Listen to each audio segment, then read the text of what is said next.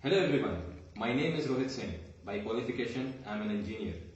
बहुत सारे ऐसे यंगस्टर मुझे मिलते हैं जिनको कभी ना कभी ईबीएस का प्रेजेंटेशन मिला होता है।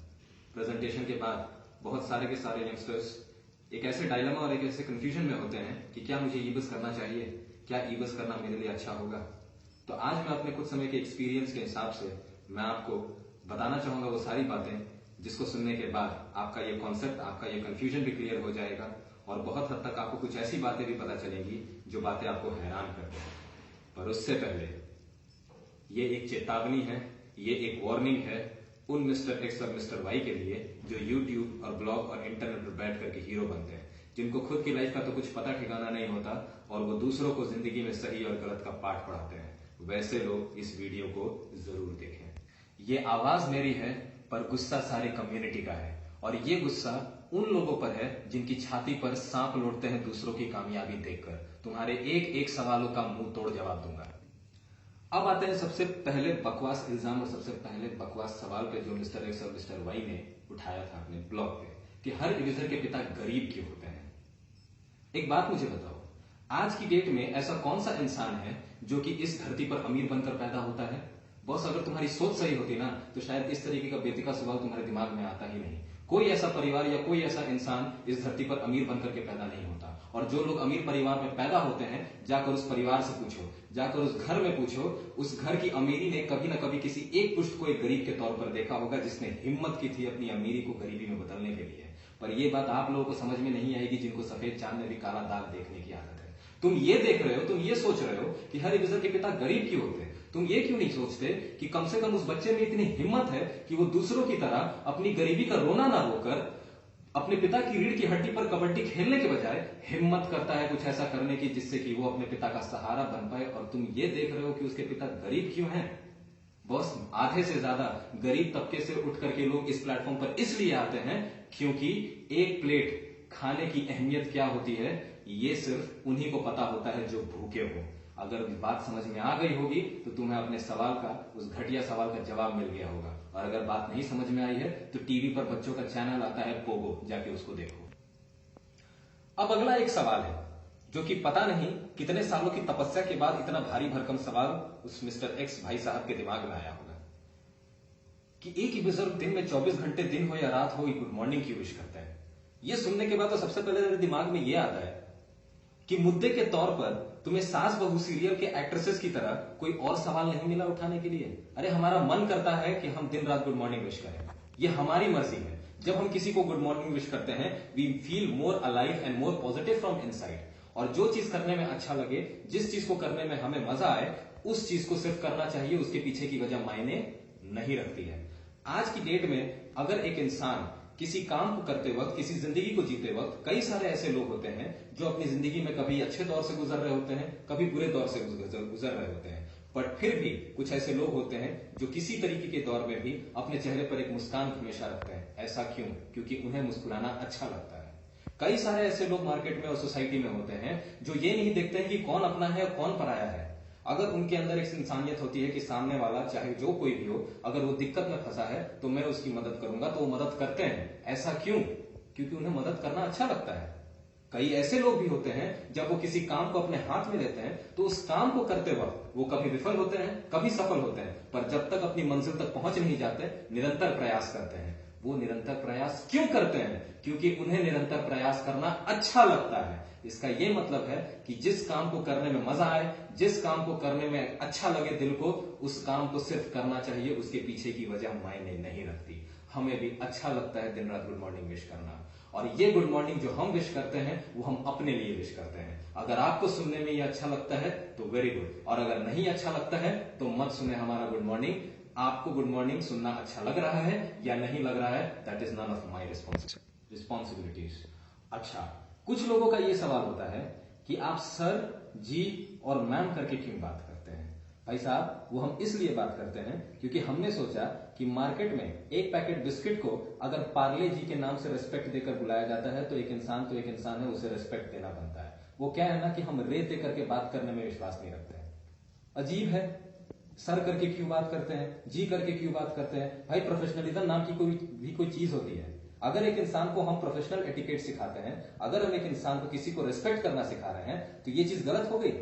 ये चीज आपको समझ में नहीं आ रही है। आज की डेट में ऐसी कौन सी कंपनी, ऐसी कौन सी ऑर्गेनाइजेशन है जहां पर 2 एम्प्लॉइज रेत करके बात करते होंगे?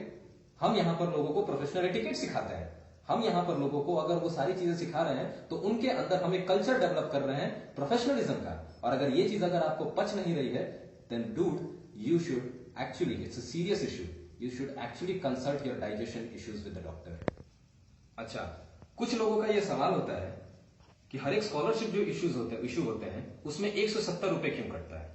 भाई साहब, आपको इस सवाल का जवाब तो उन लोगों को बिल्कुल समझ में नहीं आएगा जिनको कि शायद 20-25 साल इस धरती पर हो गए, लेकिन अभी तक उनको ये नहीं पता चला कि हम भारत सरकार को टैक्स क्यों पे करते हैं, और उनको 170 रुपए की खुजली मची होती है। एज इफ उसी 170 रुपए को बचा करके वो अपने करोड़ों का महल खड़ा करने वाले थे। आपको जानना है वो 170 रुपए कहां जाते हैं? वो 170 रुपए मेरी जेब में जाते हैं। और कुछ, उस 170 रुपए में से मैं बाजार में जाकर के जेल का पैकेट खरीदता हूं और उसी जेल को अपने बालों में लगाता हूं। ये रहे आपके 170 रुपए। और कुछ बात करते हैं 170 रुपए कहां जाते हैं? अपनी कमियों की वजह से, अपनी कमजोरियों की वजह से ईबुस में 1 रुपए का स्कॉलरशिप कमा नहीं पाते, 1 रुपए का चेक बना नहीं पाते, और बात करते हैं 170 रुपए की। टेक्निकली 170 रुपए कहा जाते हैं, समझ जाओ। दुनिया में कोई भी काम फ्री में नहीं होता। कोई भी स्कॉलरशिप जब किसी बच्चे का यहां ईबुस से इश्यू होता है तो उस स्कॉलरशिप में से 170 रुपए बैंक चार्जेस के रूप में काटे जाते हैं, क्योंकि वो स्कॉलरशिप एनईएफटी के थ्रू बैंक टू बैंक के बीच में ट्रांजैक्शन होता है, और वो बैंक हमारे पापा या हमारे दादा के घर का नहीं है कि फ्री में वो ट्रांजैक्शन करेगा। वो 170 रुपए उस ट्रांजैक्शन के चार्जेस में जाते हैं। अगर ये बात समझ में आ गई है देन वेरी गुड, और अगर नहीं समझ में आई है तो थोड़ी देर पहले मैंने बताया था कि टीवी पर बच्चों का एक चैनल आता है पोगो, उसको जाके देखो, उस पर छोटा भीम आ रहा है। कुछ लोगों का अब ये सवाल होता है कि ये कोर्सेज तो यूट्यूब पे भी मिल जाएंगे, फिर मैं यहां पर क्यों रजिस्टर करूं, फिर मैं यहां पे क्यों ज्वाइन करूं? भाई साहब, मेरे एक सवाल का जवाब दें, मैं जवाब दूंगा, लेकिन उसके पहले मेरे एक सवाल का जवाब दें कि आपने जो 10th और 12th की जो पढ़ाई की है उसका पूरा सिलेबस, पूरा स्टडी मटेरियल यूट्यूब पर अवेलेबल है। आपने जो ग्रेजुएशन में जो आप पढ़ाई कर रहे हो या फिर कर चुके हो उसका भी पूरा स्टडी मटेरियल यूट्यूब पर अवेलेबल है। फिर भी क्यों जाते हो कॉलेज, क्यों जाते हो स्कूल? इतने लाखों रुपए खर्च करके लोग स्कूल और कॉलेजेस में लाइन क्यों लगा रहे हैं एडमिशन के लिए? वो इसलिए क्योंकि ऐसे फ्री वेबसाइट्स, अरे मैं खुद 50,000 ऐसे फ्री वेबसाइट्स का नाम बता दूंगा जहां पर आप फ्री में इंफॉर्मेशन ले सकते हो, लेकिन फिर भी उससे ज्यादा बेनिफिशियल तब होता है जब आपको इंफॉर्मेशन के साथ साथ सर्टिफिकेशन भी मिले। यूट्यूब से आपको इंफॉर्मेशन मिल जाएगा, लेकिन उस इंफॉर्मेशन पे सर्टिफिकेशन कहां से लेकर आओगे? अब ये कहोगे कि सर्टिफिकेशन से ज्यादा कुछ नहीं होता, बात उसकी नहीं है। बात उसकी कैसे नहीं है? अगर उसकी बात नहीं है तो एक काम कीजिए, 10th और 12th के आपके जितने पासिंग सर्टिफिकेट्स हैं सबको फाड़ दीजिए, ग्रेजुएशन के आपके जितने पासिंग सर्टिफिकेट्स और मार्कशीट्स हैं सबको आग लगा दीजिए, फिर मैं देखता हूं कि यही बात उस वक्त उठती है कि नहीं। यूट्यूब पर सब मिल जाएगा। जिनको पढ़ना नहीं होता वो इसी तरीके के सवाल खड़े करते हैं। न जाने कितने ऐसे वेबसाइट्स हैं जो कि इतने सालों से चले आ रहे हैं, लेकिन आप ही सोच करके देखो, आप ही हिसाब लगाओ कि ऐसे कितने हैं जिन्होंने इन वेबसाइट्स का फायदा उठा लिया। ऐसे कितने हैं जो कि इन फ्री वेबसाइट से पढ़ करके और किसी तरीके कहीं पर प्लेस्ड हो गए? शायद कोई भी नहीं। जिनको पढ़ना नहीं होता या फिर जिनको क्लियर नहीं होता रीजन, वही इस तरीके के सवाल खड़े करते हैं। अच्छा, उसके बाद कुछ लोगों का यह कहना होता है, बिना सोचे समझे नहीं पता कैसे बोल देते हैं, कुछ लोगों का यह कहना होता है कि हम ब्रेन वॉश करते हैं, ब्रेन को धोने का यहां काम किया जाता है। चलो ठीक है, मान लिया कि हम यहां ब्रेन वॉश करते हैं, साबित कीजिए कैसे। हल्ला करना बड़ा आसान होता है कि ये करते हैं, वो करते हैं, ऐसा करते हैं, वैसा करते हैं, ब्रेन वॉश किया जाता है, लेकिन भाई साहब साबित तो करो कैसे। अगर मान भी लेते हैं कि मैंने तुम्हें ये चांस दिया, मैंने आपको ये चांस दिया साबित करने का, तो उस साबित करने के नाम पे ज्यादा से ज्यादा यही बोलोगे ना कि बड़े बड़े सपने दिखाए जाते हैं। तो हाँ, हम दिखाते हैं बड़े बड़े सपने। एक इंसान जो अपनी जिंदगी में बड़ा सोचने से डरता है, एक इंसान जो अपने नाम की एक बड़ी पहचान बनाने से डरता है, अगर वैसे इंसान को उसकी जिंदगी में हम कुछ बड़ा करने का एक अच्छा डायरेक्शन देते हैं, so just tell me my brother from another mother कि हम इसमें गलत क्या करते हैं। अगर वही बच्चा, वही इंसान अपने ड्रीम्स और अपने उन गोल्स को अपने दोस्त और अपने सोसाइटी के कुछ लोगों के सामने रखता है, और वो लोग उस बच्चे के उस सपने और गोल्स को देखने के बाद मजाक के नाम पर उसे ये कहते हैं कि तुमसे ये नहीं हो सकता, तुम नहीं कर पाओगे, जाके अपनी शक्ल देख आईने में, इस तरीके की अगर वो बातें करें तो ठीक। और अगर वहीं पर हम उस बच्चे को एक प्लेटफॉर्म दे, उसे डायरेक्शन दे, उसे इतना सपोर्ट दें कि वो अपने सारे ड्रीम्स और एम्बिशंस को पूरा कर पाए, तो ये गलत।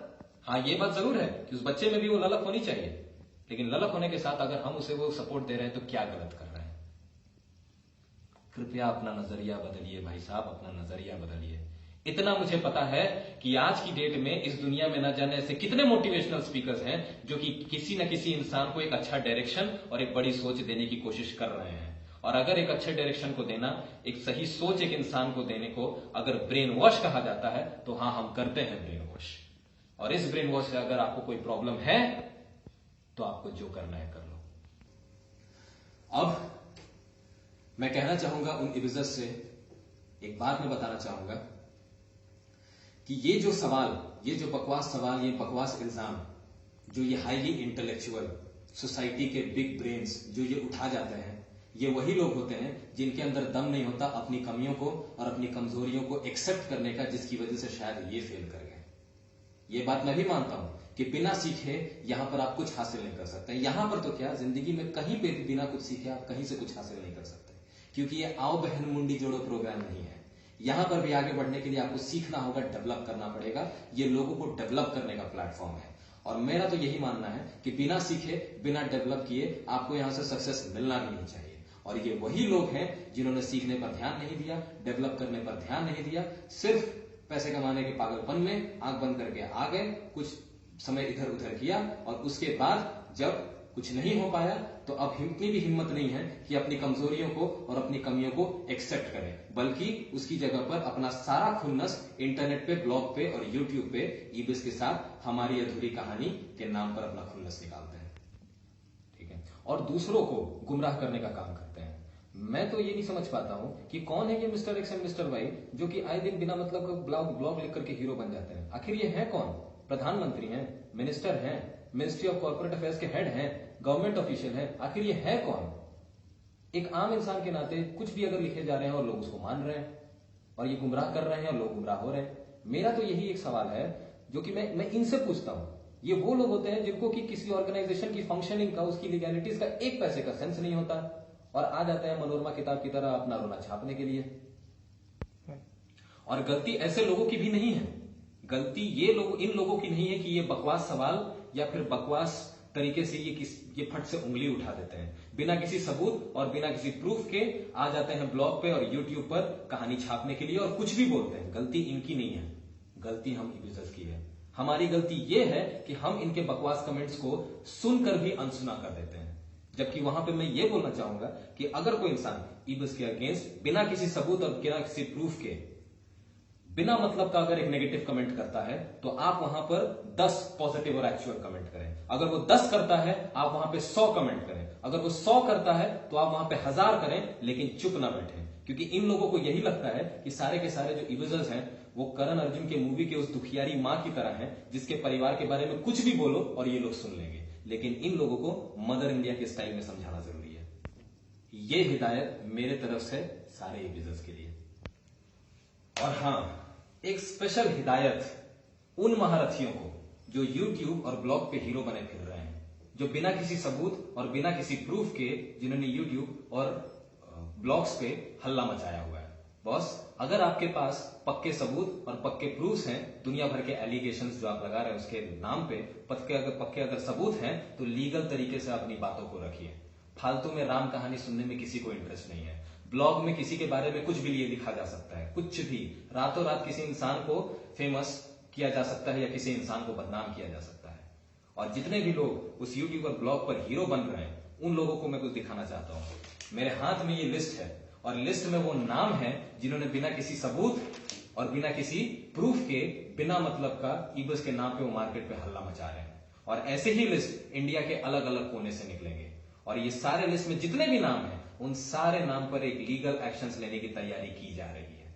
और ये लॉ है इंडिया में ये लॉ है कि अगर किसी इंसान ने या किसी ऑर्गेनाइजेशन ने किसी भी ऑर्गेनाइजेशन के नाम पर बिना किसी सबूत और बिना किसी प्रूफ के एक पब्लिकली अगर उस पर एलिगेशंस, फेक एलिगेशंस अगर लगाती है तो उस ऑर्गेनाइजेशन को पूरा हक है उस इंसान और उस ऑर्गेनाइजेशन पर एक लीगल एक्शन लेने का। तो दोस्त, बच जाओ, संभल जाओ, सुधर जाओ। ऐसा ना हो कि तुम यहां पर फालतू के नेगेटिव एलिगेशंस लगाने में बिजी रहो और वहां तुम्हारे घर पे एक लीगल समन पहुंच जाए कोर्ट के तरफ से और फिर तुम्हें जॉली एलएलबी पार्ट 3 खेलना पड़े। मुझे तो एक बात समझ में नहीं आती है कि आखिर मुझे तो एक सवाल इन लोगों से यही है कि आखिर आप लोगों को इस तरीके के आलतू फालतू बिना किसी सबूत और बिना किसी प्रूफ के इस तरह की स्टोरी ब्लॉग पर लिखने के बाद आपको मिलता क्या है? क्या मिलता है? अगर आपको लगता है कि आपको अपनी बातों पर इतना ही भरोसा है, जो आपके एलिगेशंस हैं सच में अगर वो आपको सही लगते हैं, तो इस तरीके से ब्लॉग पे टाइम वेस्ट क्यों कर रहे हैं? थाने जाकर के एफआईआर क्यों नहीं कराते हैं? इतनी हिम्मत है? एक बार अपने आप से पूछ के देखो। अगर हिम्मत है तो उस चीज को कर जाओ। इतना मुझे मालूम है, फ्री का एक ब्लॉग, इंटरनेट और यूट्यूब मिल गया है, हीरो बन रहे हैं। अगर सच में हिम्मत है तो ये जो वीडियो बनाया है, इस वीडियो को देखने के बाद लास्ट में अपना कमेंट जरूर करना। एक नहीं 50 करना, और 50वें कमेंट के बाद अपना फोन नंबर और अपना एड्रेस नीचे जरूर डाल देना। उसके बाद बात होगी। बस एक चीज मैं सारे यूजर्स को यही बोलना चाहूंगा कि इस वीडियो के जरिए ऐसा नहीं था कि कुछ दिखाना चाहता था या कुछ बताना चाहता था, लेकिन हाँ, एक मैसेज तो उनको जरूर देना चाहता था, जो कि बिना किसी इंफॉर्मेशन के बस दूसरों के काम में अड़ंगा डालने के लिए और अपना उल्लू सीधा करने के लिए और उस एटीट्यूड को सही साबित करने के लिए कि ना खेलेंगे ना खेलने देंगे, उस चीज को सही साबित करने के लिए ब्लॉगर यूट्यूब पे हीरो बनते हैं। बस खाली उनको एक मैसेज देना था। आप सही तरीके से, हम लोग मिलकर जबरदस्त तरीके से करते हैं काम, जबरदस्त तरीके से इस मिशन को और आगे बढ़ाते हैं। ज्यादा से ज्यादा लोगों को ईबस और इसके मिशन के बारे में हम बताते हैं, क्योंकि इतना मुझे पता है, इस तरीके की वीडियो से भी ज्यादा कुछ नहीं होने वाला।